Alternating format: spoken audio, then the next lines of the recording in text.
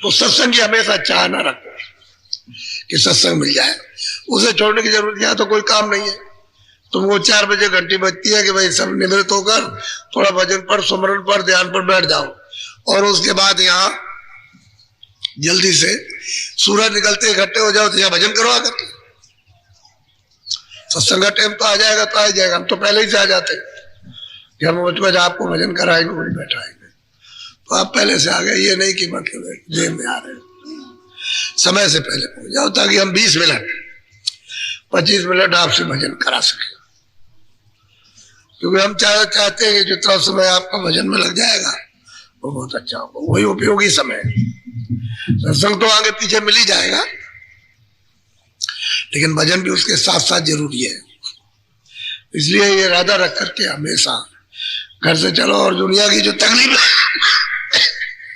भजन और सत्संग से कम होती है, ये कभी मत समझो कि भजन और सत्संग से कम नहीं होती, उससे कम होती है।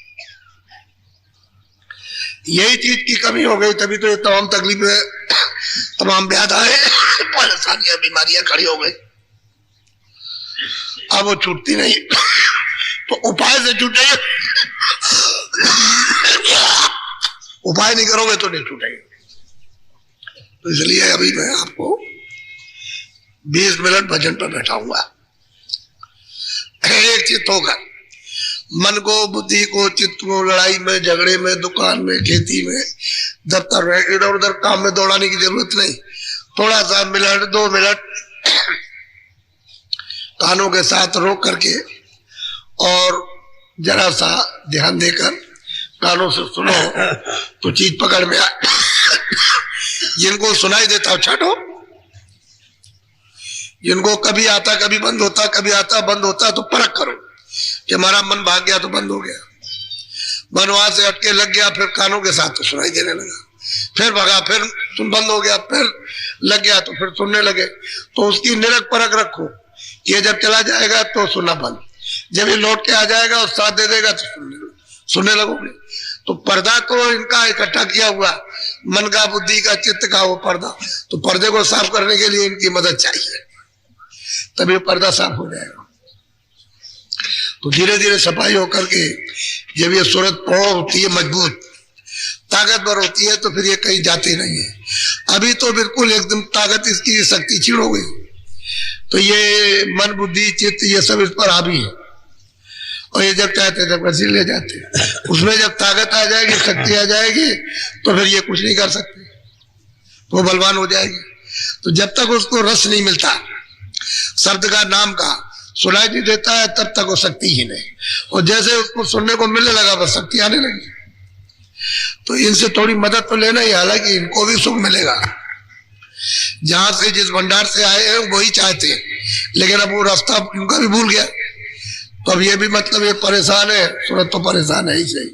तो 20 मिनट भजन पे बैठा आप लोग, एक कपड़ा, कोई चादर रखा करो कि जब सामूहिक भजन हो तो एक चादर, एक कपड़ा, ओछा है, कोई चौड़ा सा लंबा रूमाल है, फट से सिर पर डाल लिया तो आंखें ढक जाए और कान ढक जाए, उंगली दिखाई न दे, इतना तो पर्दा होना ही चाहिए। जैसे बच्चियां है, सिर पर धोती रखे रहती है, जरा सा किसका ले, उनको कपड़ा चादर लाने की जरूरत नहीं, वो धोती नीचे कर ले बस, उसके बाद धीरे से अंदर से ऊपर से धोती हो जाएगी, कान बंद कर लिया, आंख और शुरू कर दिया। तो उनके लिए तो चादर की जरूरत नहीं, उनके पास तो चादर है ही। आदमी के लिए जरा जरूरत पड़ती है, घर में रहो तो कोई दिक्कत नहीं, वहां तो कोई मतलब है कि अकेले कमरे में बैठ गए तो वहां नहीं है, लेकिन वैसे कपड़ा डाल करके ठीक रहता है। कभी कभी शक हो जाता है कि बाहर से दिखाई अंदर से दे रहा है, शक हो गया कि बाहर से कोई रोशनी आ रही, ऐसा तो भ्रम दूर रहे, तभी ठीक रहता। तो बैठ तो जाओ आप भजन पर, बैठो तो आप, आंख और कान बंद करो और मन, बुद्धि, चित्त को कानों के साथ लगाकर ऊंचा ध्यान देके सुनो। गुरुदेव जय गुरुदेव, जय गुरुदेव नाम किसका, जय गुरुदेव नाम किसका। अब आप सत्संग सुनो। समय समय पर महात्माओं ने जीवों को किस प्रकार से जगाया, कैसा कैसा सत्संग सुनाकर उनको खड़ा किया और रास्ते पर लगाया। ऐसे ही समय समय पर जब जब महात्मा आए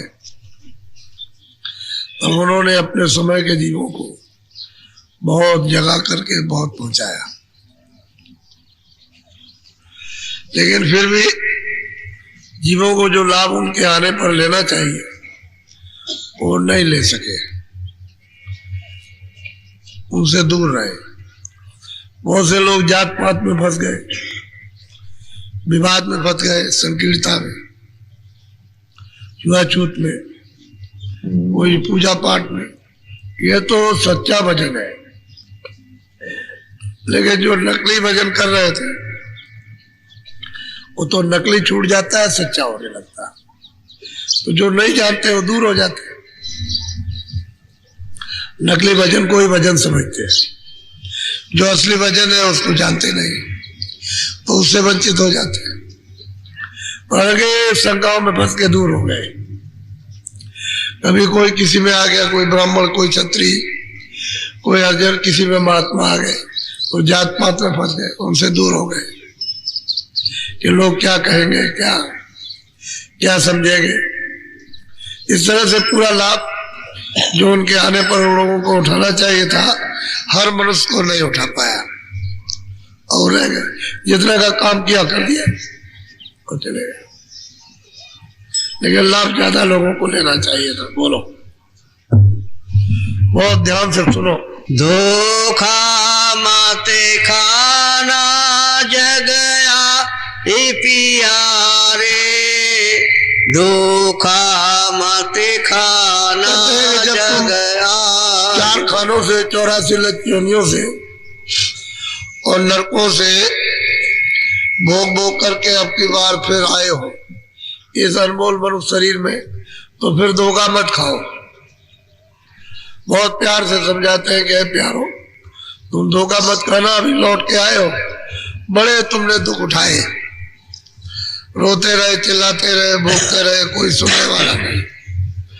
तमाम तरह से 4 खानों में, 84 लक्ष्यों, पशु में, पंछियों में, कीड़ों में, नरकों में, और फिर अब तुमको कितने युगों और कल्पों के बाद ये नर शरीर फिर मिला, तो अब की धोखा मत खा जाना।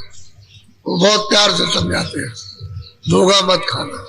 इस जगत में फिर से नर्तन पाकर अब की भूल मत जाना, भटक मत जाना। अब की समझा दे उसको समझ जाओ, लेकिन जीव बेचारे जो है क्या करें, फंसे हुए जाल में, मोह ममता में, दूर रहते हैं, निकट नहीं आ पाते, इसलिए वो समझ भी नहीं पाते। अब स्कूल में जाएंगे तभी तो विद्या मिलेगी, स्कूल में जाते नहीं विद्या क्या मिलेगी। महात्माओं के पास जाएंगे नहीं, आत्मज्ञान क्या होगा, कैसे अपने घर में अपने वापस मालिक के पास पहुंच सकेंगे। तो जगत में फंसे रहते और फंसे फंसे पे लौट जाते वापस। तो कहते हैं कि अरे प्यारो मत जीवो, आप अगर शरीर में आए हो अपने धोखा दोबारा मत खाओ, नहीं तो फिर लौट के पता नहीं कब इस मनुष्य शरीर में आओगे, फिर ये मिलेगा नहीं।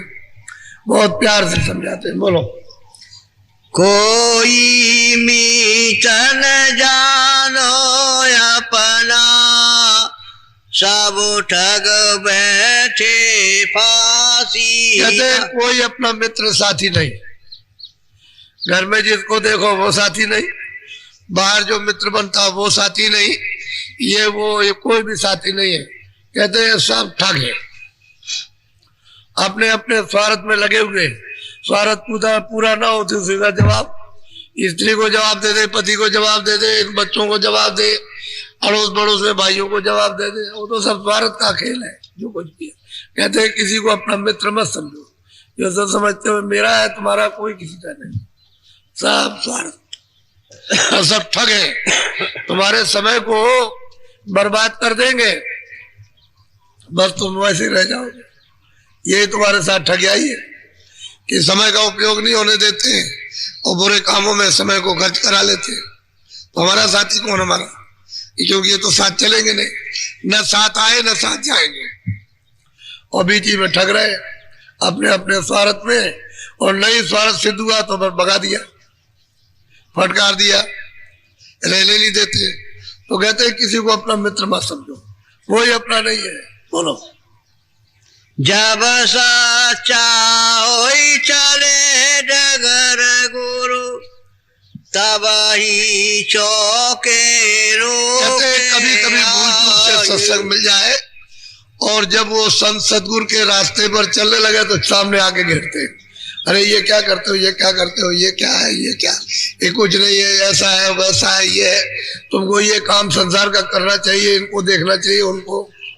तो कहते हैं कि चारों तरफ से रोकते, इधर मत जाओ उधर मत जाओ, जैसे तुम्हारे साथ रोका टोकी होती है, वहां क्यों जाते हो, क्यों चले आए, क्यों वहां क्यों चले गए, वहां क्यों गए, क्यों सुनते हो, क्या मिलता है, ये तो अपना काम देखो। तरह तरह से, एक दो तरह से, लाखों तरह से आकर के घेरते भरमा देते।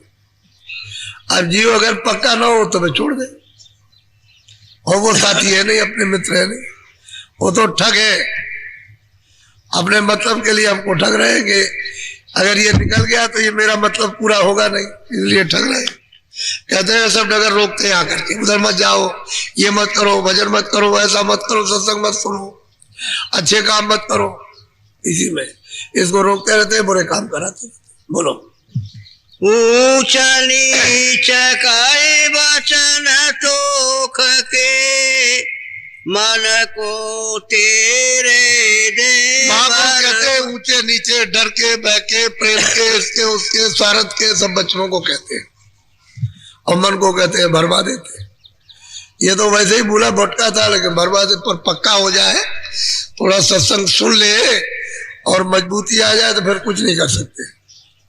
तो कहते हैं फिर छोड़ देते, कहते हैं कि अब ये नहीं चक्कर में आएगा, अब तो निकल जाइए, फिर कुछ नहीं, फिर तो। लेकिन तेरा कच्चा मन देखेंगे तो भरमा देंगे।